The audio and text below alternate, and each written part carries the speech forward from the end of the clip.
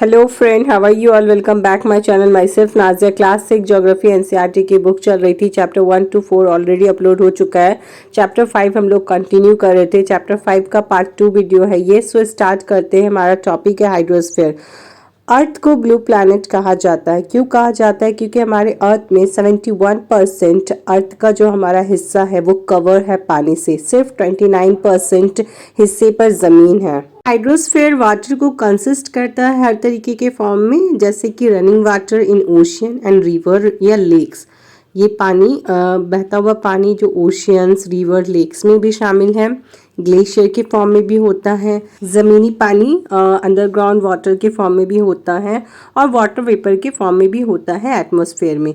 सो ये सारी चीज़ें जो होती हैं वो हाइड्रोस्फीयर के में कंप्राइजेज होती हैं। अर्थ में जो पानी पाया जाता है उसका 97% हमें ओशन में मिलता है, जो बहुत ही ज़्यादा नमकदार सैल्टी होता है, जो ह्यूमन यूज़ के लिए नहीं होता है। और बाकी जो परसेंटेज बच जाता है वो आइस शीट्स, ग्लेशियर या ज़मीनी पानी, अंडरग्राउंड वाटर बहुत ही स्मॉल परसेंटेज में अवेलेबल रहता है ह्यूमन रिसोर्स के लिए, ह्यूमन यूज़ के लिए। Hence despite being a blue planet, यानी कि ब्लू प्लैनेट होने के बावजूद, इतने पानी के प्रेजेंट होने के बावजूद, we face a shortage of water. हमें पानी की दिक्कत, शॉर्टेज होती है।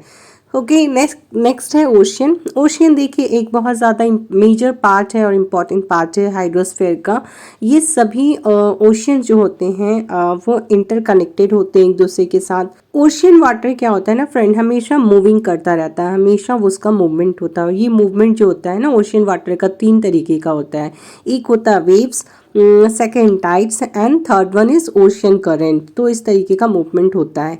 5 मेजर ओशियन है, 5 सबसे बड़े ओशियंस हैं हम जानते हैं। पहला हमारा Pacific ocean, Atlantic ocean, Indian ocean, southern ocean and Arctic ocean. इसको ऑर्डर और उसके साइज के मुताबिक में फिगर 5.1 में शो किया गया है। आप एक बार देख लो।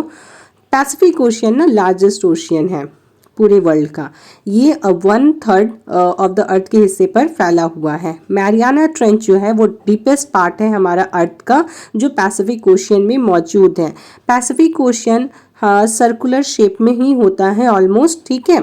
Asia, Australia, north and south America इसके आसपास है, ठीक है। मैप में आप देखो और फाइंड करो लोकेशन। इस कॉन्टिनेंट, जो कॉन्टिनेंट है इसके अराउंड, पैसिफिक ओशियन के अराउंड में जो कॉन्टिनेंट है उसे आप अपने मैप एटलास ओपन करो, उसमें देखो, आपको दिख जाएगा। अंटार्कटिक ओशियन जो है वो सेकेंड लार्जेस्ट ओशियन है पूरे वर्ल्ड में। इसका शेप जो होता है वो इस तरीके का होता है और ये फ्लैंकेड होता है नॉर्थ एंड साउथ अमेरिका और वेस्टर्न साइड पे, ठीक है। सो यूरोप, अफ्रीका जो होता है इसके ईस्टर्न साइड में मौजूद है। और जो कोस्टल लाइन है अटलांटिक ओशियन का वो हाईली इंडेंटेड है यहाँ पर।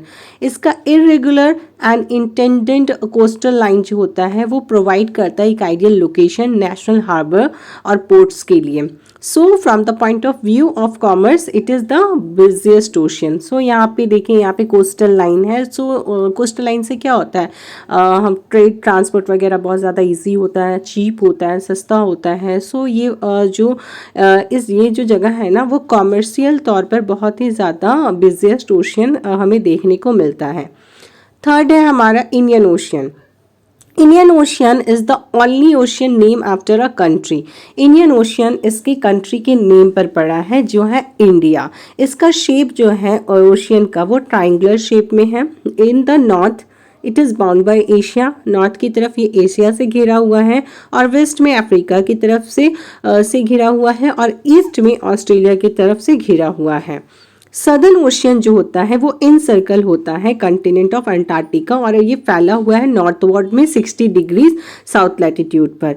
फिफ्थ है हमारा आर्कटिक ओशियन, जो आर्कटिक सर्कल और नॉर्थ पोल के अराउंड में लोकेटेड है। ये कनेक्टेड होता है पैसिफिक ओशियन से एक narrow stretch of shallow water जो बेरिंग स्ट्रेट कहलाता है। Arctic oceans northern coast of North America और रशिया को बाउंड करके रखता है। सो नेक्स्ट हम लोग एटमॉस्फेयर के बारे में पढ़ेंगे। देखिए अर्थ जो होता है ना वो एक गैस से घिरा हुआ होता है चारों तरफ से, जिसे हम लोग एटमॉस्फेयर कहते हैं। ये एक थिन ब्लैंकेट होता है और ये हवा का थिन पतला सा ब्लैंकेट होता है जो बहुत ही ज़्यादा इम्पॉर्टेंट होता है प्लैनेट के लिए। ये हमें प्रोवाइड करता है हवा जिसके हम सांस लेते हैं और हमें प्रोटेक्ट करता है जो हार्मफुल इफेक्ट सन रे की, जो हार्मफुल रे होती है उससे हमें प्रोटेक्शन प्रोवाइड करता है।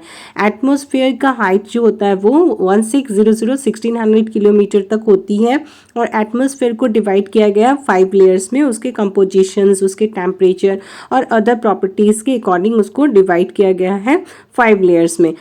ये लेयर जो होते हैं अर्थ सरफेस से उसको फर्स्टली डिवाइड किया गया है। जो लेयर्स होता है, जो पहला लेयर होता है अर्थ सरफेस से, उसे हम लोग ट्रोपोस्फेयर कहते हैं, then stratosphere, then mesosphere, then thermosphere and last exosphere. आप इसे डायग्राम में दिया हुआ है 5.4, इसमें देख लो किस तरीके से है। सबसे पहले troposphere, stratosphere, mesosphere, thermosphere and then exosphere है। एटमॉस्फेयर क्या करता है? कंपोज करता है नाइट्रोजन और ऑक्सीजन को, खासकर इसे ही कंपोज करता है, जो 99% क्लीन करता है हमारे ड्राई एयर को। नाइट्रोजन 78% पाया जाता है, ऑक्सीजन 21% एंड दूसरी जो गैसेस होती हैं जैसे कि carbon dioxide, argon and other comprises वो 1% ही मौजूद होती हैं। ऑक्सीजन जो हमें ज़िंदगी के लिए ज़रूरी होती हैं वो, नाइट्रोजन जो ग्रोथ, जो लिविंग ऑर्गेनिज्म है जिस उसकी ग्रोथ के लिए बेहतर होता है। कार्बन डाइऑक्साइड था प्रेजेंट इन म्यूनिट अमाउंट, मतलब कार्बन डाइऑक्साइड थोड़ा सा मौजूद होता है। सो ये इम्पॉर्टेंट है हीट को ऑब्जर्वेशन करने के लिए अर्थ के through. Thereby keeping the planet warm, इस वजह से हमारा अर्थ जो होता है वार्म रहता है और यहाँ पे जो ज़रूरी पेड़ पौधे का ग्रोथ होता है वो होता है। जो डेंसिटी होता है हमारे एटमॉस्फेयर का वो हाइट के अकॉर्डिंग अलग अलग होता है। हमारे एटमॉस्फेयर का डेंसिटी जो होता है सी लेवल में बहुत ज़्यादा मैक्सिमम होता है और ये जैसे जैसे हम लोग गो अप करेंगे वैसे वैसे डिक्रीज़ होते जाता है। जैसे कि क्लाइंबर्स, हम लोग जैसे कि पहाड़ चढ़ेंगे, क्लाइंब करेंगे तो हमें क्या होता है, सांस लेने में प्रॉब्लम होता है। इसकी वजह ये होती है कि density of the air decrease होती है। सो हमें ऑक्सीजन लेने की, कैरी करने की, ऑक्सीजन सिलेंडर्स कैरी करने की ज़रूरत होती है, ठीक है, ताकि हम हाई एल्टीट्यूड पर चढ़ें तो हम अपने ब्रेथ कर पाएँ, ठीक है। टेम्परेचर भी डिक्रीज होता है जिस तरीके से हम अपवर्ड ऊंचाई की तरफ जाते हैं। तो एटमॉस्फेयर का प्रेशर जो होता है अर्थ का इस तरीके से वेरी होता है। ये वेरिएशन जो होता है प्लेस टू प्लेस, और कुछ एरिया में तो हाई प्रेशर्स होता है। इस तरीके से मतलब प्लेस टू प्लेस ये वैरी करता है, डिफरेंट होता है।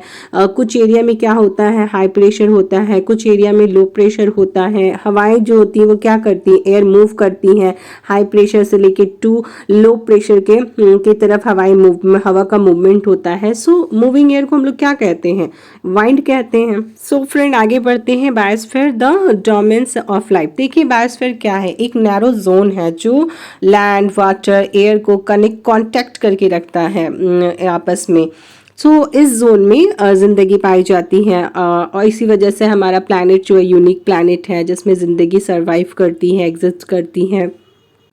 और यहाँ पे अलग अलग तरीके के स्पीसीज़ हैं, ऑर्गेनिजम्स हैं जो अलग अलग साइज़ में हैं, जैसे कि कुछ माइक्रोवेव्स हैं, बैक्टीरिया हैं और कुछ ह्यूज मैमल्स हैं। मतलब हर तरीके की लाइफ जो होती है सर्वाइव करती है इस जगह पर। सो ये सारे जो लिविंग ऑर्गेनिज्म हैं जिसमें ह्यूमंस भी शामिल होते हैं वो लिंक करते हैं बायोस्फीयर से, उनका कनेक्शन होता है अपने सर्वाइवल के लिए। और जो ऑर्गेनिज्म होते हैं जो बायोस्फीयर में मौजूद होते हैं वो उनको भी डिवाइड किया गया है, जैसे कि plant kingdom, animal kingdom.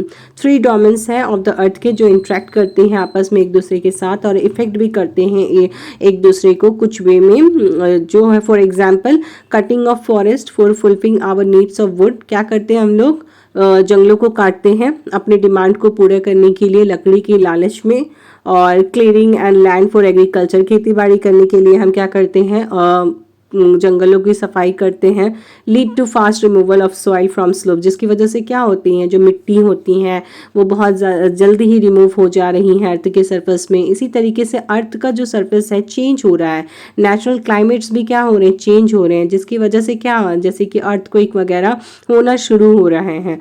For example there could be submergence of land. अब इसकी वजह से क्या हो रहा है, लैंड जो होती है, ज़मीनी होती हैं, वो सबमर्ज कर रही हैं, पानी में डूब रही हैं।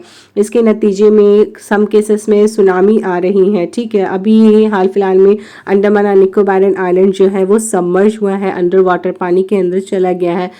जितना भी वेस्ट मटेरियल होता है उसको कहाँ डाला जाता है, लेक्स में, रिवर में, जिसकी वजह से क्या होता है, हमारा पानी गंदा होता है और वो ह्यूमन यूज़ के लिए सही नहीं होता है। इसकी वजह से तो इंसानी ज़िंदगी को नुकसान हो ही रहा है, साथ में जो इस लाइफ मतलब वाटर में जो अदर ऑर्गेनिजम्स हैं वो लोगों की लाइफ की भी डैमेज हो रही है, ख़राब हो रही है। ठीक है, इंडस्ट्रीज़ की बात करते हैं, थर्मल पावर प्लांट्स है, व्हीकल्स है, पॉल्यूट, ये सब क्या करती हैं, हमारे एयर को गंदा करती हैं, पॉल्यूट करती हैं। सो कार्बन डाइऑक्साइड जो एक इम्पॉर्टेंट कंस्टिट्यूंट है एयर का, ये इंक्रीज करता है कार्बन डाइऑक्साइड को, जिस तरीके से इससे क्या होता है, हमारा ग्लोबल टेम्परेचर भी इंक्रीज होता है। अब इसके टर्म में ग्लोबल वार्मिंग हुई है। ठीक है, इसके लिए टर्म यूज़ किया गया है ग्लोबल वार्मिंग। ठीक है, थस हमें क्या है, एक ऐसी रिसोर्स की ज़रूरत है हमारे अर्थ में ताकि हम मेंटेन बैलेंस कर सकें नेचर और जो भी लिथोस्फीयर है, डोमिनेंस ऑफ द लिथोस्फीयर, उसके दरमियान बैलेंस हो, ताकि एटमॉस्फेयर और हाइड्रोस्फीयर इन सभी के दरमियान में एक बैलेंस बना रहे। सो फ्रेंड, आज के लिए इतना ही। आज हम लोगों का चैप्टर 5 कंप्लीट होता है। होप आपको चीज़ें समझ में आ रही होगी और ये सारी चीज़ें आपके लिए यूज़फुल होगी।